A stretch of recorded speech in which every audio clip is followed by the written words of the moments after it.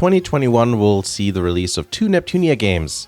One of those is Neptunia Virtual Stores for the PS4, and because of backwards compatibility, also the PS5. A Steam version exists too. This Neptunia game is all about VTubers, which is an interesting subject, especially for someone like me who started following Hololive members back in December 2019. Whether the story will be a smart parody of the subject matter, or a more rose-tinted view of what virtual idols are supposed to be like, is still to be seen. But something we do know is what the limited edition will be like. I own every single North American LE of the Neptunia series except for Rebirth 1, so I've got quite a decent collection. But that also means that I can usually guess what sort of things are going to be included. This time I'm happy to report things are a bit more unique compared to other Nep LEs. The Virtual Stars limited edition actually comes with a record. Yeah, let's get right into that.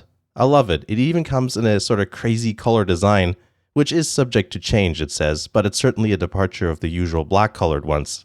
Something I've always wanted was one of those, or some of those vinyl records from like Jack White or, some black metal bands out there that have some crazy designs and stuff, but I haven't gotten around to that yet, so I guess my first fancy colored record will be a Neptunia one.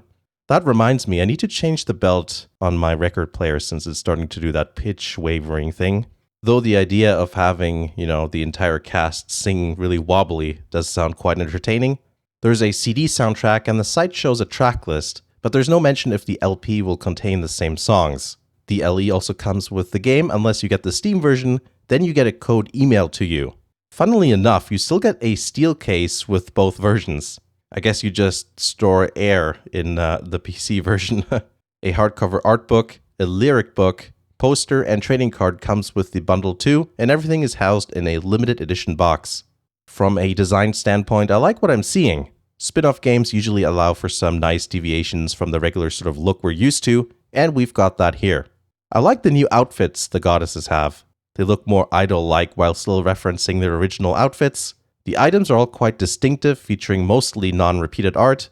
Bits that do use the same art feature the characters positioned in another way, with different background designs and colors being used to further make each item unique.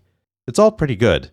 The PS4 also has a reversible cover. The poster is 11.7 inches by 16.5 inches, which I'm pretty sure is A3 or thereabouts. Okay, I just Googled it, and apparently picture frames for A3 fit that size poster, so there you go. The lyric book is an 11-inch square, so that means that'll be inside the record album, which is also what the image suggests. Virtual Stars doesn't have a release date, but limited edition pre-orders start February 2nd on the Idea Factory online store. I should mention that it's not available anywhere else, so it's an online store exclusive. But that's the norm when it comes to Neptunia LEs for quite a while now.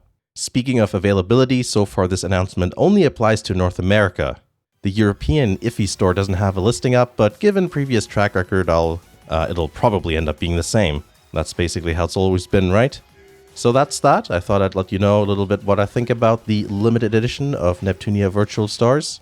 I'm quite excited because it comes with the records, so yeah, that's a pretty cool thing. And I'm also curious to see if it'll end up being mixed better than the CD counterpart, which is a thing. Kind of ironic because CDs have more dynamic range, yet those tend to get brick-walled, but let's not get into that subject. So thanks for watching everybody, and I'll see you again in the next video.